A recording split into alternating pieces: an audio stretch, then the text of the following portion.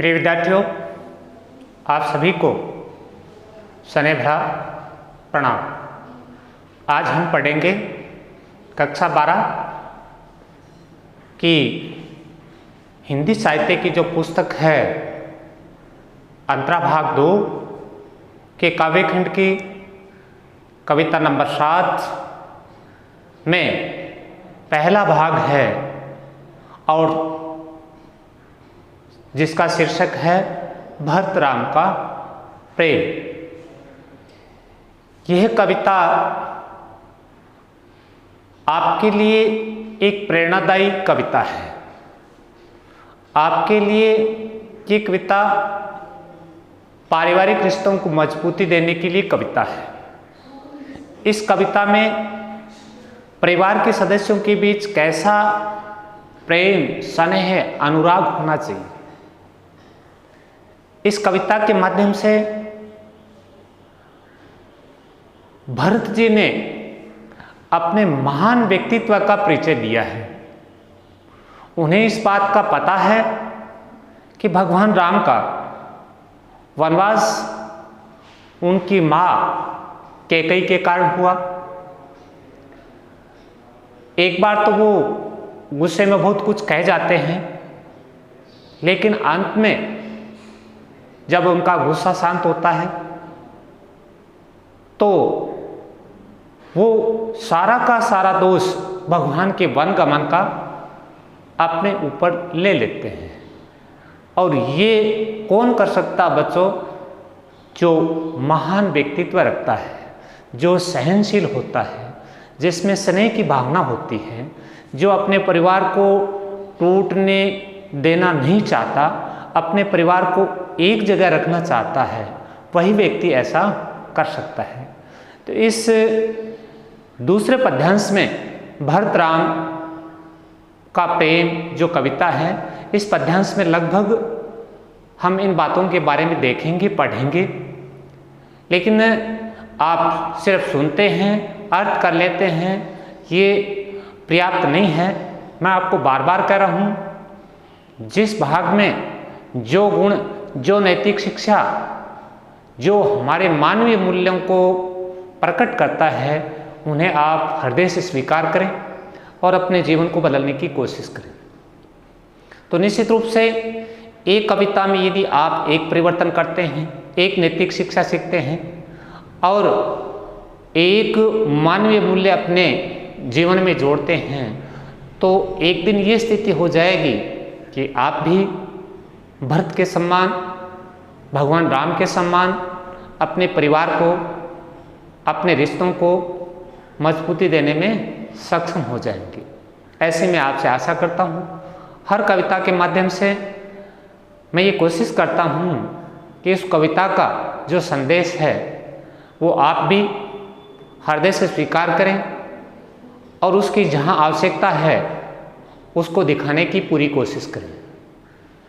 क्योंकि शिक्षा सिर्फ पढ़ने को नहीं कहते, शिक्षा आप जो पढ़ रहे हैं उसको स्वीकार करें और उसे जीवन में उतारें और दूसरों के प्रति उसमें अपने भावों को प्रकट करें। इसी उद्देश्य को लेकर के हम कविताओं को पढ़ते हैं। उनके अंदर जो गहराई है, उनके अंदर उत्तम कोटि के जो गुण हैं, श्रेष्ठ भाव हैं, उनको हम स्वीकार करें और अपने जीवन में उतारने की कोशिश करें। आइए अब हम इसी कविता के दूसरे पद्यांश को पढ़ते हैं, जिसमें भरत जी का अपने भाई के प्रति, अपने गुरुओं के प्रति, अपने माँ के प्रति कैसे भाव हैं और किस प्रकार वो सब कुछ अपने पर लेते हुए अपने आप को एक दुर्भाग्यशाली व्यक्ति मानते हुए सहन करने को तैयार हो जाते हैं। तो चलते हैं श्यामपट्ट की तरफ। तो पहली पंक्ति है, विधि न सकेऊ सही मोर दुलारा, नीच बिच जननी मिस पारा। विधि का अर्थ बच्चों विधाता, सकेवन सका, सहीमन सहन करना, मोर दुलारा दुलारा का अर्थ है दुलार, प्यार, स्नेह। ये जो विधाता है जिसने इसकी संरचना की है सृष्टि की, उसको संबोधित करते हुए भरत जी कहते हैं विधाता को ये सहन नहीं हुआ मोर दुलारा, मेरा और राम का जो स्नेह है, जो दुलार है, जो प्रेम है, ये विधाता को जिसने सृष्टि का निर्माण किया है, हमारे दोनों भाइयों के बीच का दुलार, प्रेम, स्नेह है, वो विधाता को अच्छा नहीं लगा, या विधाता ने इस बात को सहन नहीं किया, स्वीकार नहीं किया। नीच बीचू जननी मिस मोरा, नीच माने नीच होता है, बीच माने बीच में, जननी माने माता, मिस माने बहाना, पारा माने बना दिया। और इसी बात को ध्यान में रखते हुए हमारे प्रेम और स्नेह को तोड़ने के लिए मेरी माँ कैकेयी को, जिन्हें यहाँ थोड़ा सा माँ के लिए शब्द उचित नहीं है, लेकिन कैकेयी का जो कृत्य था, कैकेयी का जो कार्य किया गया भगवान राम के लिए वनगमन का, इसीलिए यहाँ कैकेयी के लिए नीच शब्द का प्रयोग है कि मेरी माँ को नीच बुद्धि के दे करके और नीच बुद्धि के बहाने से, मिसमन बहाना, मेरी माँ को नीचता का प्रतीक मानकर नीच बुद्धि देकर और इस बहाने से हम दोनों भाइयों के बीच में दूरियां पैदा करने की कोशिश की।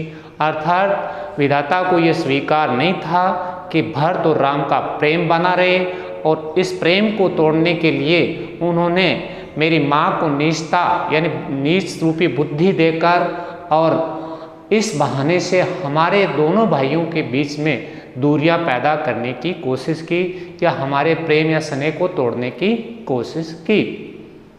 यहू कहत मोहि आज न शोभा, अपनी समझी साधु सूचिक शोभा।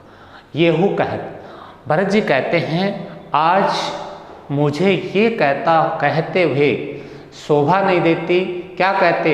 अपनी समझी साधु, साधु साधु होता है, सूची माने पवित्र, को भावा। ये निर्णय कौन करता है? ये कौन कह सकता है? भरत जी कहते हैं कि कौन साधु है, कौन पवित्र है, इसका निर्णय हम स्वयं नहीं कर सकते, बल्कि हमारे व्यवहार को देखने वाले या जो हमें जानते हैं वो इस बात का निर्णय करेंगे कि कौन साधु है और कौन पवित्र है। इसलिए ये मैं निर्णय न कह करके और ये मुझे कहते हुए शोभा नहीं दे सकता कि कौन साधु कौन पवित्र है। अपनी समझ के आधार पर ये निर्णय नहीं किया जा सकता, इसका निर्णय दूसरे लोग या प्रजा कर सकती है। अगली लाइन, मातु मंदी मैं साधु सुचालु। फिर यहाँ भरत जी अपनी माँ और अपने व्यवहार के लिए कहते हैं मातु मंदी, माँ अगर नीच है, मैं साधु सुचालु, तो मैं साधु और सदाचारी कैसे हो सकता हूँ? अगर माँ नीच है तो निश्चित रूप से माँ के गुण बेटे में आते हैं, और इसी बात को ध्यान में रखते हुए भरत जी ने कहा है कि माँ तो नीच हो और मैं साधु सदाचारी कैसे हो सकता हूँ। अर्थात जैसी माँ है वो गुण मेरे अंदर भी आएंगे। उर अस आनत कोटि करोड़ों कोटि कुचाली। उर माने हृदय, ऐसे माने ऐसे, आनंद माने आते ही, कोटि माने करोड़ों, कुचाली माने दो चार। यानी इस प्रकार के विचार मन में या हृदय में आते ही ये वैसा हो जैसा है जैसे करोड़ों प्रकार के दुराचार हम कर देते हैं।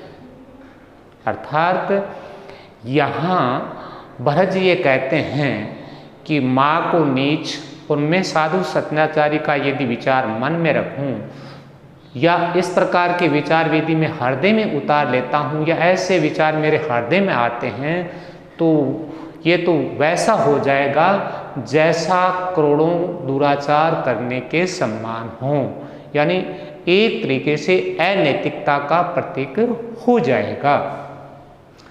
फर है कि कोदव बाली सुशाली मुक्ता परसव की संबुग काली।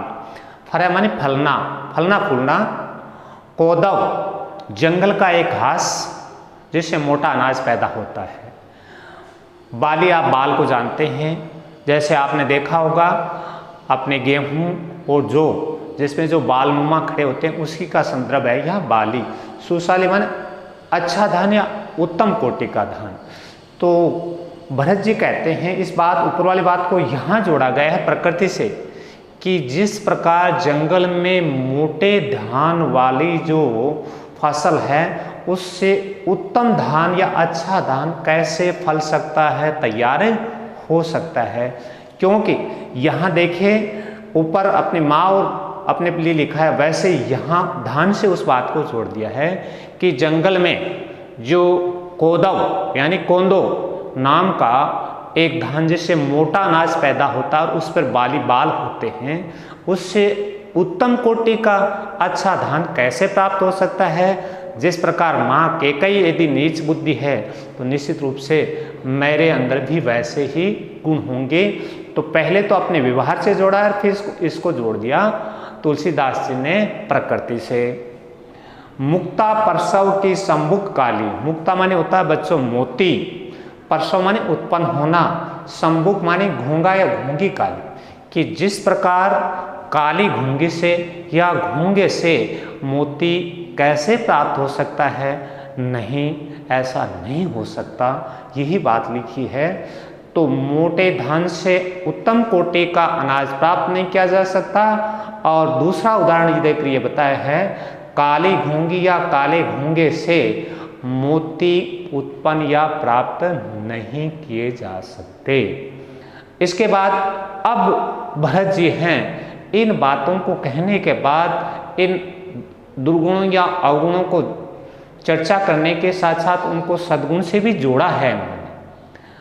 अब क्या कहते हैं, सपने हो दोषक लेस न काहू, सपने माने सपने में, दोषक माने दोष देना, लेस माने लेस मात्र या तनिक न काहू, मैं सपने में भी किसी को इसके लिए तनिक या लेस मात्र दोष नहीं दे सकता, दोष नहीं ठहरा सकता। कौन सा, कि मेरी माँ के कारण भगवान राम को वनवास मिला है, ये नहीं करना। वो कहते हैं सब कुछ आगे आएगा, क्लियर हो जाएगा साफ कि ये सब कुछ इसका कारण मैं ही रहा हूँ। मोर अभागा उदित अभाव, मोर माने मेरा, अभाग माने अभागा जीवन या दुर्भाग्य, उदित माने समुद्र, अवघाहु मेरा जो जीवन है या मेरा दुर्भाग्य से युक्त जीवन है वो समुद्र के समान गहरा या अथाह है। अर्थात मेरे जीवन में तो अब एक तरीके से दुर्भाग्य ही दुर्भाग्य होगा। मोर अभागा उदिति अघाव, मेरा दुर्भाग्य से युक्त जीवन है वो समुद्र के समान अथाह है, यानी जिसकी कोई सीमा नहीं है, जो अनंत है, ऐसा मुझे लगता है। बिन समझे निज अग परिपाकु, बिनु माने बिना समझे माने समझना, निज माने अपने, अग माने पाप, परिपाकु माने परिणाम। मैंने अपने परिणामों को, पाप के परिणामों को बिना समझे ही, आगे वाली लाइन में जाने पर पता चला, जारे मन जलाया, जाय हृदय, जननी माने माता, केकई का कही काकू, मैंने अपने पापों के परिणाम यानी मेरे खुद के परिणाम के कारण या दोषों के कारण ये सब कुछ हुआ, मैं इस बात से अनजान रहा, मैंने इन चीज़ों को अच्छी तरह से नहीं जाना और क्या कर दिया, अपनी माँ को कटु और कड़वे वचन, कही माने कह कर, काकू माने कटु या कड़े, कड़वे वचन कह करके, कटु वचन कह करके उसके हृदय को बिना दोष के या मैंने गलती से जला दिया। अर्थात मेरी माँ को मैंने कड़वे वचनों के माध्यम से, कटु वचनों के माध्यम से उसके हृदय को व्यथित कर दिया, जला दिया, पीड़ित कर दिया। अगली पंक्ति, हृदय हेरी हारो सब और, हृदय होता ही है, हेरी मान देख कर, हारो मान हार गया, सब और। इस प्रकार भरत जी कहते हैं मेरा हृदय है चारों देखकर हार चुका है, एक ही भांति बलहे बलवोर, मैंने ये सब कुछ जान लिया है, चारों ओर देख लिया है, हृदय से ये प्राप्त को कर लिया है, सब ओर देखकर मैंने ये विचार कर लिया है कि एक ही भांति भले ही भल मोरा, एक ही मन एक भांति मन प्रकार भले ही मन भला हो सकता है, मेरा एक प्रकार से ही भला हो सकता है या एक तरीके से ही मेरा जीवन है वो सुधर सकता है। वो तरीका कौन सा, नीचे देखो, गुरु गोसाई साब सी राम। तो इसमें सुधारने वाले या मेरे जीवन को उन्नत बनाने वाले गुरु गोसाई, गुरु वशिष्ठ हैं, वो सर्वसमर्थ हैं, और श्री राम, सीता और राम वही हैं जो मेरे जीवन को, इस दुर्भाग्यशाली जीवन को सौभाग्यशाली जीवन में बदल सकते हैं। लागत मोही नीक परिणाम, लागत मन लगता है, मैं मन मुझे, नीक माने अच्छा परिणाम पर, यानी इनको देखकर, इनका सानिध्य पाकर उनसे मुझे आस है कि मेरा परिणाम अच्छा हो सकता है, श्रेष्ठ हो सकता है, सही हो सकता है। तो इस प्रकार हम देख रहे हैं कि भरत जी ने किस प्रकार माँ के दोष को अपने ऊपर लिया, अपने आप को दोषी मान लिया, और फिर एक आस रखी है किससे बच्चों, अपने गुरु वशिष्ठ जी से और अपने भाई श्री राम और सीता से, कि उन्हें देखकर लगता है कि मेरा परिणाम अच्छा हो सकता है, मेरा परिणाम सही हो सकता है, मेरे परिणाम यानी मेरे जीवन का उद्धार हो सकता है। ये तो था अब तक जो हमने पढ़ा, वो तो बच्चों हम चौपाई पढ़ रहे थे, चौपाई की पंक्तियाँ थी। इसके बाद एक दुआ है, साधु सभा गुरु गुर निकट कहूँ सुथल सति भाव। साधु माने सज्जन, सभा जानते हैं, गुरु माने गुरु हैं वशिष्ठ जी प्रभु भगवान राम के लिए, निकट माने पास, कहूँ माने कहते हुए, सुथल शुभ प्लस थल पवित्र स्थान, सत्य माने सच्चे, भाव माने भाव, भाव माने भाव। तो क्या कहते हैं भरत जी कि सज्जनों की सभा में मैं गुरु वशिष्ठ और भगवान राम के निकट खड़ा होकर के इस पवित्र स्थल से, पवित्र भूमि से सच्चे भाव से कहता हूँ, क्या कहता हूँ, प्रेम प्रपंचु, या पीछे जो बात कही उसके लिए कि अब तक जो मैंने कहा या जो मैं कुछ कह रहा हूँ, प्रेम प्रपंचु, इसमें प्रेम है या प्रपंच है, प्रपंच का मतलब दिखावा या छल है, कि झूठ फुर या झूठ है या सच, जाने ही माने जानते हैं, मुनि माने गुरु वशिष्ठ जी, रघुराव भगवान राम। तो पूरी लाइन का अर्थ क्या हुआ कि भरत जी कहते हैं मैं सज्जनों की सभा में भगवान राम और गुरु वशिष्ठ जी के निकट खड़ा होकर के इस पवित्र भूमि से, पवित्र स्थल से सच्चे भाव से कहता हूँ कि अब तक जो मैंने कहा उसमें प्रेम है, उसमें प्रपंच या छल या दिखावा है, झूठ है या सच है, ये सब कुछ मेरे गुरु वशिष्ठ जी और भगवान राम अच्छी तरह से जानते हैं। ये तो था चौपाई और दोहे का अर्थ या इसकी व्याख्या।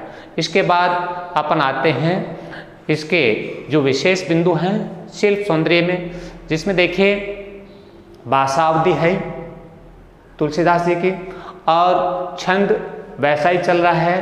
पहली पंक्तियां हैं 8 वो चौपाई की हैं, और 2 नीचे की 2 पंक्तियां हैं वो दोहे की हैं। गुण माधुर्य है, रस इसमें बदलकर शांत की जगह करुण यानी दया से भरा हुआ है। मुक्ता काली, इसमें दृष्टांत अलंकार है, देखो मुक्ता परसव की संबुक काली, तो एक उदाहरण के माध्यम से बताया गया है। जब किसी पंक्ति में उदाहरण देकर पहले अर्थ को स्पष्ट किया जाता है या पहले कही गई बात को और ज़्यादा सबूत के साथ पेश किया जाता है, तो वहाँ होता है दृष्टांत अलंकार। उदधि अवगाहु, इसमें आपका रूपक अलंकार है, सब शक्ति इसकी लक्षण है।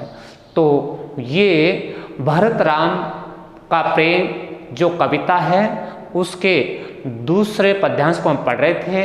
ये पद्यांश पूर्ण होता है, व्याख्या और शिल्प सौंदर्य दोनों को हमने पढ़ा, आपने अच्छी तरह से देखा और सुना, इसके लिए आप सभी को बहुत बहुत धन्यवाद।